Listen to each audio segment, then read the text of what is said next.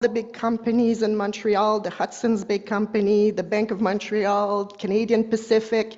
He was their lawyer, and he was very involved in the development of the law faculty at McGill, because when he became a lawyer, there was no school. You had to do apprentice work. That's how you started your job. So he was the dean of the law faculty at McGill for 25 years. And thanks to him and many others, the law faculty became very important at McGill. He did politics for 35 years. When the year he became a senator in 1887, he also became mayor of Montreal. At the time, you could do both at the same time. That special necklace that you see is the necklace that the mayor of Montreal would wear back then on formal events. You will see that medallion again when I show you another mayor later on. And he became prime minister because Sir John A. Macdonald, who had been 19 years in office, died on duty. So he wanted Sir John Abbott to replace him. So John Abbott took over for 18 months, and he had to resign because he was quite old and sick. So it's another John that took over, Sir John Thompson. So that's why the image that you see there, it's the three Johns, the three Sir Johns that became prime minister right after the other. Edwin Atwater was councillor for the City of Montreal and president of the Aqueduct Commission, which greatly modernized Montreal's water system. He was an American. He arrived in Montreal from Vermont in 1830, and he started doing municipal politics in 1850 for 7 years. And during that time, he was made the president of the Aqueduct Commission, which gave running water and a good sewer system to Montrealers.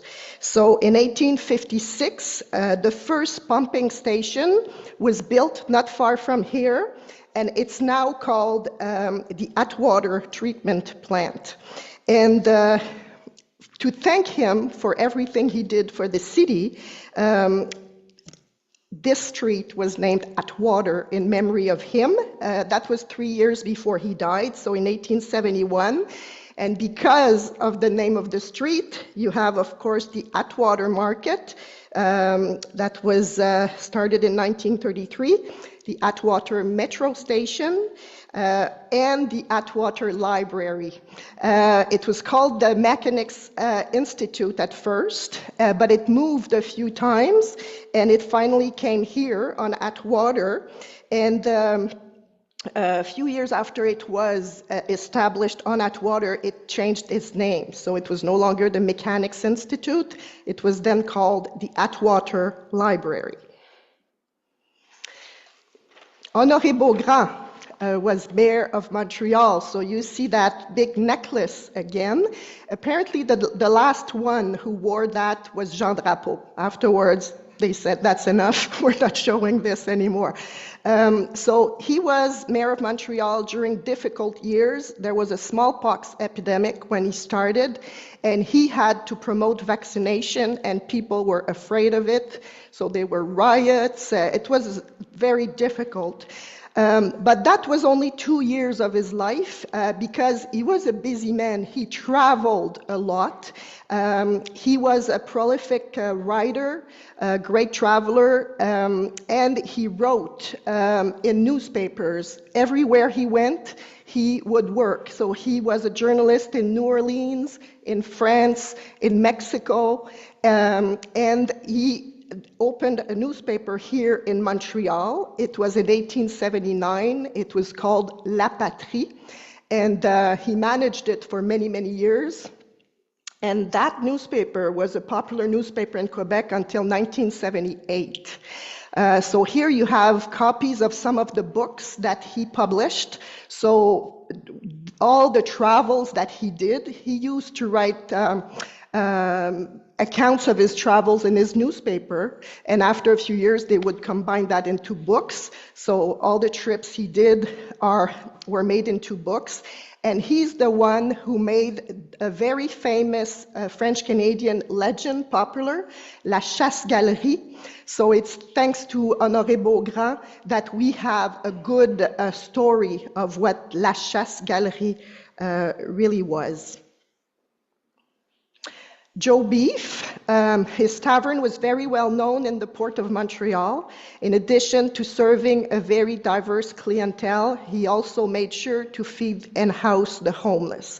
So Joe Beef was his nickname. His real name was Charles McKiernan. He was an Irish cook in the British Army, so he came to Montreal with the Army, and he was discharged in 1864, and he decided to stay here, and he opened a tavern in the Old Port. So he would serve anybody who came in. So even the drunk people were welcome. All the people that were forbidden everywhere, he would take them in. He didn't want to talk about religion, so Protestants and Catholics were welcome in his tavern. He entertained with cockfights, dog fights. So there was a lot of drinking. So a lot of people judged him, but he was extremely generous. He had a 3-story building in the Old Port, so the main floor was the tavern. So to drink, you had to pay. To eat, you had to pay unless you couldn't afford it. Then you would eat for free. And the other floors were dormitories for people that needed free shelter at night. So he could have as many as 100 people in the dormitories at night. We know that name a lot now because of a restaurant that was open in 2005, the Joe Beef restaurant. It's not far from here, it's on Notre Dame Street, but it has nothing to do with Joe Beef. It's just to remind people of who this great person was. Toe Blake, he won 3 Stanley Cups as a hockey player and 8 as a coach for the Canadiens. So the first Stanley Cup was with the Maroons, and the following year he joined the Canadiens, so he won 2 as a player with them. And then in 1948 he broke his ankle, so he had to retire. And a few years later, he was asked to become the coach. He replaced his own coach, Dick Irvin. So under his leadership, Canadians won 8 Stanley Cups in 13 years. And so the 5 consecutive years were during his time. And what's unusual is that while he was a player, the players he played with, one of them was Maurice Richard, and they were part of the same line. It was called the Punch Line, and it was Toe Blake, Elmer Lack, and Rocket Richard. And many years later, he became Richard's coach. I don't think we'd see that today. That was quite special to have such a great group of talented people. Harriet Brooks, Canada's first female nuclear physicist. She was among the first scientists to research the properties of radioactivity. So that was the beginning of the 1900s when people knew nothing about radioactivity, so she worked with great scientists. She did her bachelor's degree and her master's degree in physics here at McGill, but then she went to the States to do her PhD. And she worked at Cambridge University, she worked here at McGill, and in the 10 years that she did research, she got to work with 3 Nobel laureates. So Ernest Rutherford was here in Montreal. He did most of his research here, then moved to England and received the Nobel Prize in chemistry. And then a few years later, she worked for J.J. Thomson, and that was at the University of Cambridge. And right after he worked with her, he earned the Nobel Prize in Physics. And finally, she got to work for Marie Curie at the Sorbonne in Paris, and Harriet Brooks' name was mentioned in some of the reports that Marie Curie published. And as you know, Marie Curie won 2 Nobel Prizes. So the second one was after they had worked together. Frank Calder, first president of the National Hockey League, the NHL Calder Trophy and the American Hockey League's Calder Cup are named in his honor. So he was a founder of the National Hockey League, and at the time in 1917, there were just 4 teams, and they were all in Canada. 2 in Montreal, 1 in Toronto, and 1 in Ottawa. So he was instrumental in convincing big cities in the States to join the NHL, and that's how the Bruins, the Red Wings, the Rangers, and the Blackhawks became part of the NHL. And the Calder Trophy, he presented for the first time in 1933. And the Calder Cup, he was still alive for that one too, was presented in 1937. Because he worked hard with the NHL, but he always worked hard with the American League as well, because the American League was where the young players could learn how to play well, and then he would ask them to come to the NHL. So during all his career, he worked hard to make sure that the 2 leagues were successful. William Clark Kennedy, during the First World War, he received the Victoria Cross, the highest military award for bravery of the Commonwealth, for his leadership during a battle in 1918. As you can see, it's the Reeford Monument that I'm showing, because he was related to Elsie Reeford, who founded Reeford Gardens. He was his brother-in-law. So he earned the Victoria Cross because he was in charge of a battalion during the war, and at one point it was full of bombs and guns, and he was wounded, but he remained with his troop, and he stayed with them even though he was bleeding a lot, to make sure that they could get to a safe place. So for that reason, he earned the Victoria Cross. There are not many Canadians who had that privilege. For the 2 World Wars and the Boer War, there are 81 Canadians that have received the cross, and there are 3 in the Mount Royal Cemetery. Sir Arthur Currie, commander of Canadian troops during the First World War, he started the war. He was just in charge of a small brigade, but he was very good, so he received a lot of promotions, and at the end of the war, he was the general of the Canadian Army. He led the Canadian troops to important victories. So he came back to Montreal, everybody knew his name, and he was asked to become principal of McGill University. And he did so for 13 years, and he died in 1933. And the biggest funeral that ever took place in Montreal Cemetery was for him. As you can see, this is Park Avenue. So the funeral procession left McGill campus, and they walked along Avenue du Parc to get to the cemetery. 20,000 people attended his funeral, and it was broadcasted on radio coast to coast. And the monument for him was unveiled 3 years later, and another big ceremony took place for that. Sir William Dawson, geologist and renowned scientist, principal of McGill University for 38 years. Dawson College was named after him. Again, it's not far from the Atwater Library, this beautiful cégep. So he was a great educator. He was a scientist. He was known worldwide because he published a lot of articles, so he was a specialist in natural history, but he could teach anything: chemistry, botany, zoology.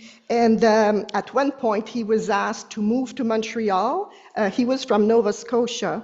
He moved to Montreal and he became principal of McGill College. That was in 1855, and he was in charge for 38 years. When he got here, it was just a small place. It didn't work well. There was just 70 students. And when he left, 38 years later, they were close to 1,000 students. So historians say that it's James McGill who founded the college, but that it's Sir William Dawson who made of it a university. So it's in 1885 that McGill College started to be called McGill University. His son, George Dawson, he led geological expeditions in northern Canada. Dawson Creek in British Columbia and Dawson City in the Yukon were named after him.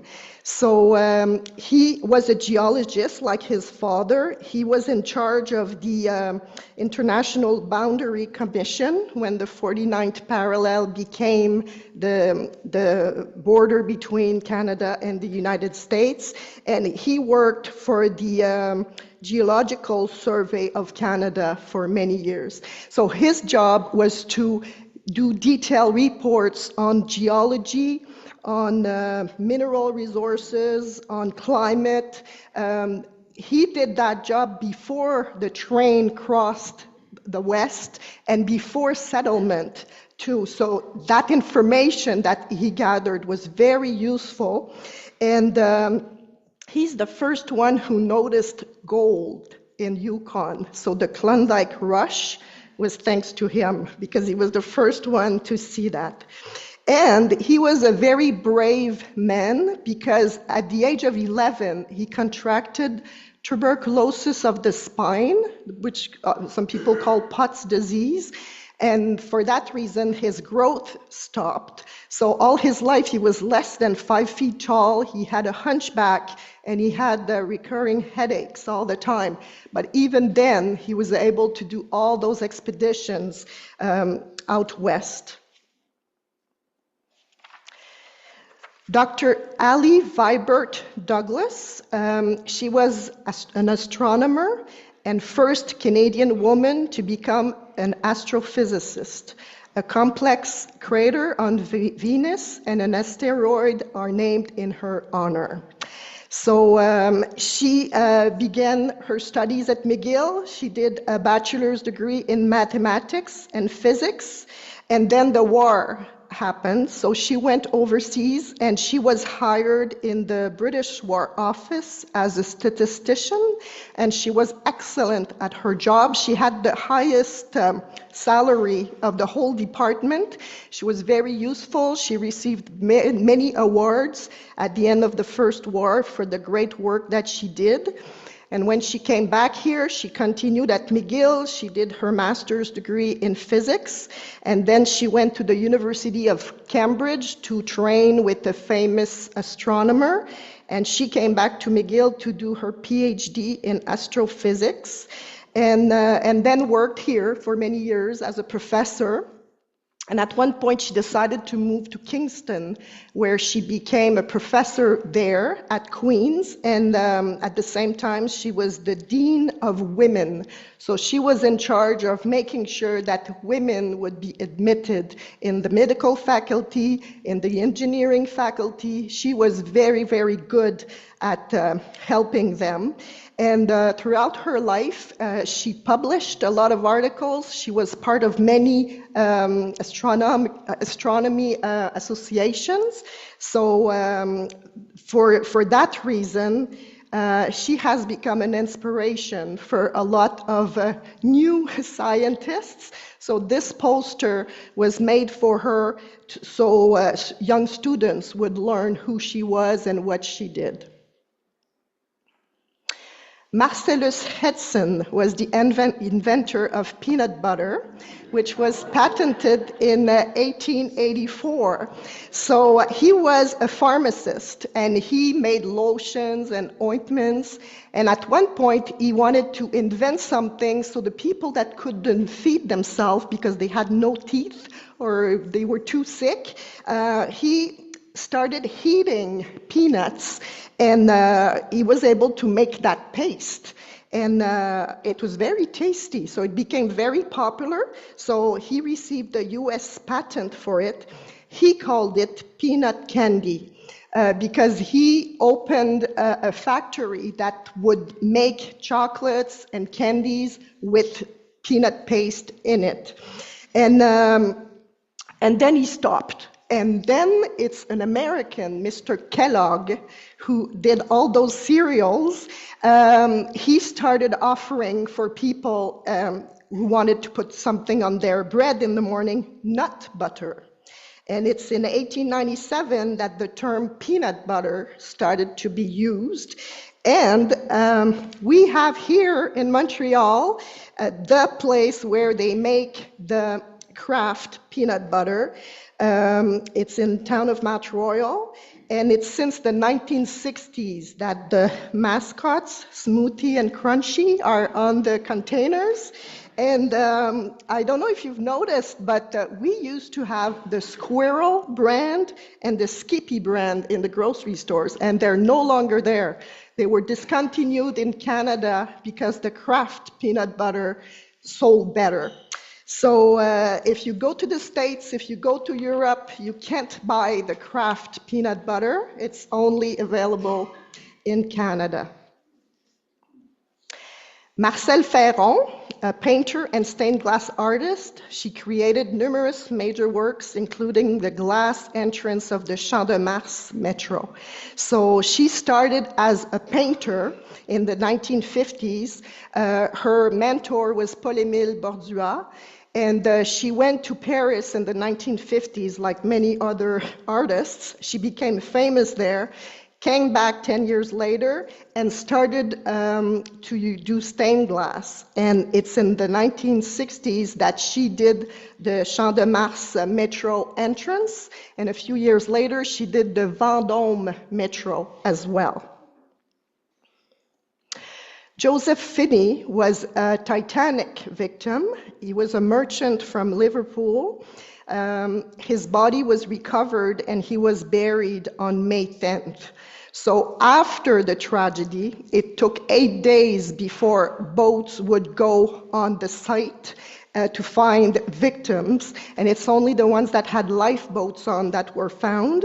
So they brought back to Halifax 328 victims, and 120 were returned to the sea after a funeral service because they could not be identified.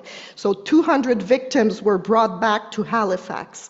And there are 150 victims buried in Halifax, and about 59 that were sent to other cemeteries.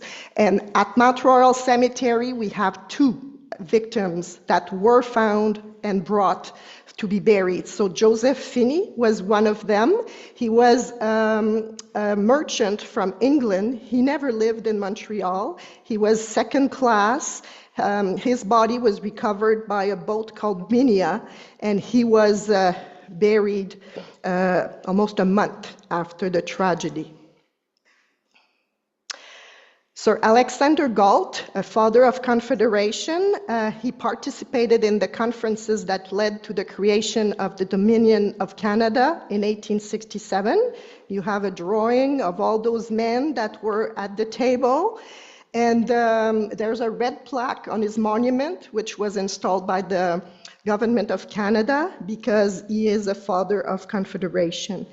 He came from a family of builders. His father, John Galt, was the superintendent of the Canada Company, which helped colonize the Upper Canada. So his father designed the town of Guelph, Goderich, and a town called Galt, which is now part of Cambridge. And Alexander Galt, Verdun has Galt Street. It's named after him because he had some real estate in that area. But he worked hard at developing the eastern townships. And he brought a lot of factories and mills in the city of Sherbrooke. So Galt Street in Sherbrooke is named after him. And then his son, Elliot, co-founded with him the city of Lethbridge in Alberta. And today, if you go to Lethbridge, you can see a statue with Mr. Galt sitting on the bench and his son, Elliot, since they were the founders of that city, because they opened a mine, a coal mine, close to it. So that's how the city started to exist. And they funded a hospital back then. You see the picture of the building, but it's now a museum. So the picture, you see the back of what used to be the Galt Hospital, and it's now called the Galt Museum and Archives. Dr. Gilbert Girdwood, he was pioneer in the use of X-rays in Canada. After it was invented in Germany, he developed an apparatus that could do the same here and became the first recognized radiologist in Canada. He was very good in practical chemistry, and he did a lot here in Canada for that. He was a professor at McGill. And when he heard that X-rays were possible in Germany, he read about it, and he made a machine here in Montreal in his lab at McGill, so some patients from different hospitals could go. But then the Royal Vic offered to have him, and that's how he became the first official radiologist. And he ordered something from Germany so he could have the perfect equipment to do the work.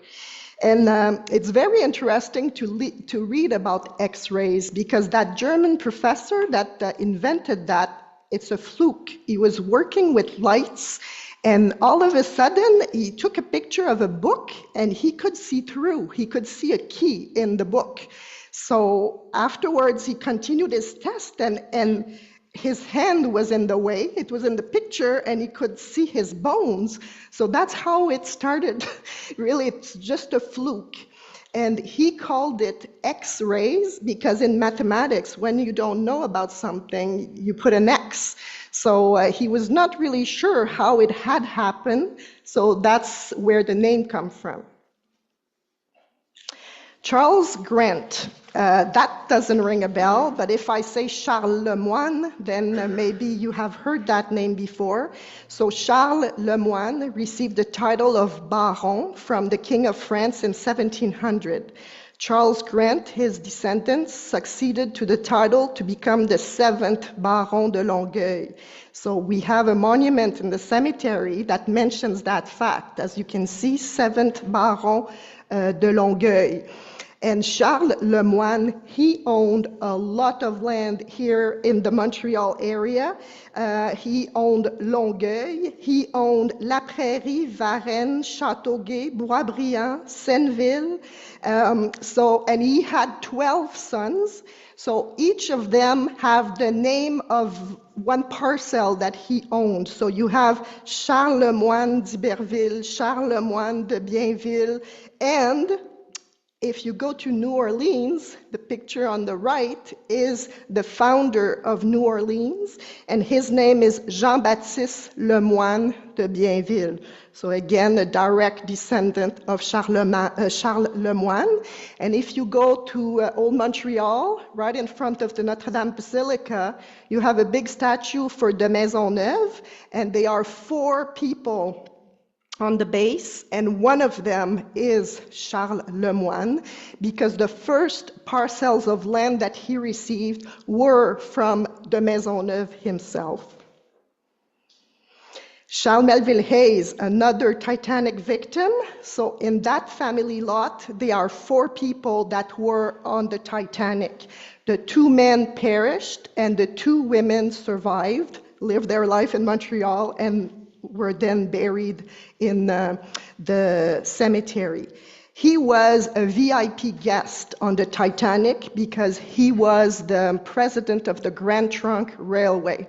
There's a YouTube video that you can watch. That's the promotion of that, because he was at the peak of his career when the tragedy happened. He was about to inaugurate Château Laurier in Ottawa. He had just had a new locomotive designed. A statue was built for him in Prince Rupert, BC. So he was a busy man, but he was one of the victims. Prudence Heward, she was an artist involved in various groups of painters in Montreal and known primarily for her portraits of women. So she was part of a group called the Beaver Hall Group, and later on the Canadian Group of Painters. And she exhibited with the Group of 7 often, so she was a popular artist. So these are some of the paintings that she did. George William Hill, as a renowned sculptor, he designed the Sir Georges Étienne Cartier Monument located on Park Avenue. The column has 18 bronze figures arranged around it. He became a specialist of public monuments. So if you go to Place du Canada, you can see the big statue with the horse, the only statue with a horse in Montreal. So it's Mr. Hill that did it. And after the First World War, he was asked to do a lot of monuments in different cities to pay tribute to all the soldiers. So the cenotaph in Westmount was made by him. The big monument on King Street in Sherbrooke was made by him, but many, many, many cities have sculptures made by George William Hill. Sir Francis Hincks, he was co-premier of the United Province of Canada and Minister of Finance. He laid the foundation of Canada's banking system. So before him, there was no Canadian money. So if you wanted to sell something, you had to use pounds or Spanish coins, or there was a mix here in Montreal of money that came from everywhere. So Francis Hincks invented the Canadian currency. So from that time on, the Canadians finally had their own money. And he was also responsible for the Bank Act, which made the rules so Canada would have not that many banks, but the banks were allowed to have many branches.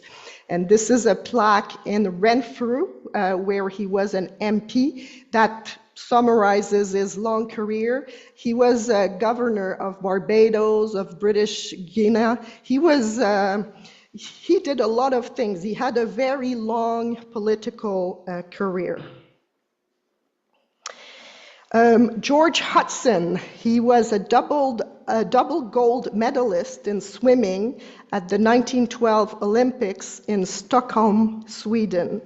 So he trained at the MAAA on Peel Street, and this is the logo of the MAA back then. So, whoops, sorry.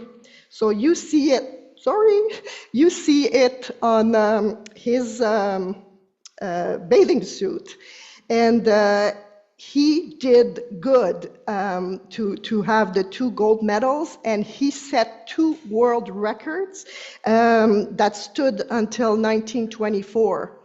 And his family, many of them were great athletes in Montreal. George Hogg, that was a big dairy in Montreal. It was called the Guaranteed Pure Milk Company. So they had a water tower in the shape of a milk bottle built on the roof of the dairy in 1930, and it remains an emblem of the Montreal landscape. You might remember that many years ago it was still there, but very rusted. So Heritage Montreal started a campaign. So it was called Save the Milk Bottle. And so in 2009, enough money was raised to restore this emblem of Montreal. So this bottle was put on top of the dairy.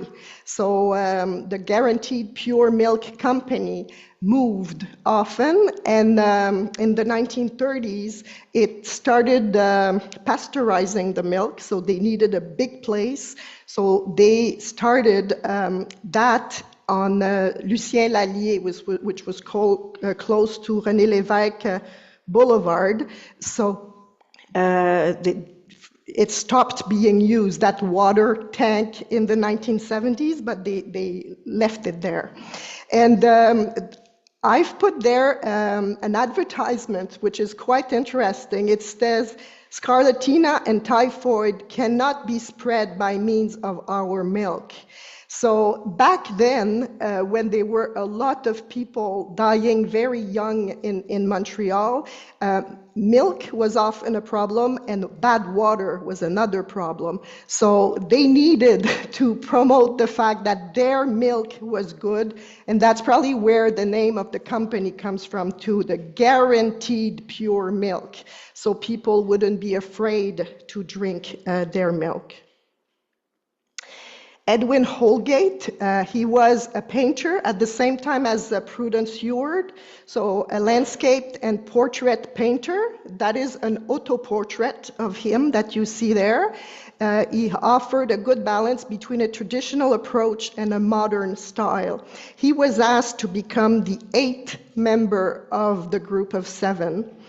And during the 2 wars, the Canadian government hired some artists to go overseas and paint whatever they would see.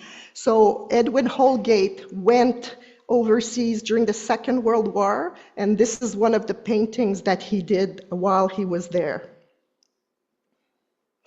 C.D. Howe, his 22-year political career with the Liberal Party of Canada allowed him to hold various ministerial positions and contribute to Canada's economic prosperity. Historians now call him the minister of everything because he was in charge of many, many ministries. He was an American. He came here because he was an engineer, and he started being a professor at Dalhousie University in Nova Scotia. But then a few years later, he started doing politics. And while he was a minister, he's the one who restructured the Canadian National Railway. He put together a company that eventually became Air Canada. And he consolidated the radio to the Canadian Broadcasting Corporation. And during the Second World War, he was the Minister of Munitions and Supply. And after the war, he was in charge of the department, in charge of reconstruction. So he was very good with economy. And there are 2 buildings with his name on it nowadays. So the CD Institute in Toronto and the C.D. Howe building, which is an office tower in Ottawa. We have Dr. David Hubel, recipient of the Nobel Prize in Medicine in 1981, along with 2 other researchers for his discoveries concerning information processing in the visual system. He studied in Montreal. He did his bachelor's degree here. He became a doctor here. And then when he started his career, he went to the Johns Hopkins School of Medicine, and that's where he did all his research to obtain the Nobel Prize. And he was also a professor at Harvard University. Eugène Lafleur was a professor and lawyer of a wide reputation in international law. He appeared before the Supreme Court of Canada for more than 300 cases. He was a star. He was very, very well known. He went to the Privy Council in London for more than 30 times, and he was a very good speaker. When people would know that there was a case with him, they would go just for the show. He was very, very good and very respected. He was a specialist of international law. Anna Leonowens, she inspired the Broadway musical and the famous film The King and I. She was the governess to the children of the King of Siam during the 1860s. So for about 7 years, she worked for the King of Siam. She was at the palace. He had a harem, so many wives, many, many children. She was their teacher. And afterwards, the king died, and she decided to leave the palace. She moved to the United States, and she wrote 2 books, The English Governess at the Siamese Court and A Romance of the Harem. And she did tours with them. She did conferences, and then everybody forgot about it. And it's many years after she died that an American woman read those 2 books and said, oh my God, that would make a great musical. So that's how the Anna's story went to Broadway. So The King and I was first a musical in New York City, and then a film was made with Yul Brynner and Deborah Kerr. That was in the 1950s. And in the 1990s, Jodie Foster did a remake. It was called Anna and the King. And you can also watch cartoons that portray Anna and the King. So she lived in Montreal. She spent the last 15 years of her life here. Sir William MacDonald was a generous philanthropist for McGill University. He was also the main benefactor to build Canada's first crematorium located at Mount Royal Cemetery. So on campus at McGill, you have many buildings that have the name MacDonald. That's because he donated a lot of money so the campus could become what it is today. MacDonald College in Sainte-Anne-de-Bellevue was named after him. He was the owner of MacDonald Tobacco, so you have a picture of the big factory. And the cemetery was lucky to receive the funds so we could have the first crematorium in Canada. Hartland St. Clair MacDougall, he's from the family of MacDougall, and McTeer that invents that firm that we have in Montreal. He was co-founder of the Royal Montreal in 1873. It is the oldest golf club in North America, located on Île Bizarre since 1959. So it moved a few times. The first golf course was where the statue of Georges-Étienne Cartier is now on Park Avenue. Then it was in Dorval, which was called Dixie, and then it moved to Île Bizarre. Reverend Samuel Massey, he was North America's first YMCA's social worker. So the first YMCA in North America was here in Montreal in 1851. So Mr. Massey came from England, and because at the time the YMCA was really to help the poor, to talk about religion. That's why the name has that in it, and it's later on that it focused more on sports. But we have a big lot in the cemetery for the YMCA, where we have 50 men that were buried free of charge thanks to the YMCA. David Ross McCord, he was like the current McCord Stewart Museum, which was founded in 1921 thanks to the large collection of artifacts that he donated. So he had a house on Mount Royal, and he collected a lot of objects there for many, many years. So that's where the McCord Museum started to exist. 10 minutes, I know.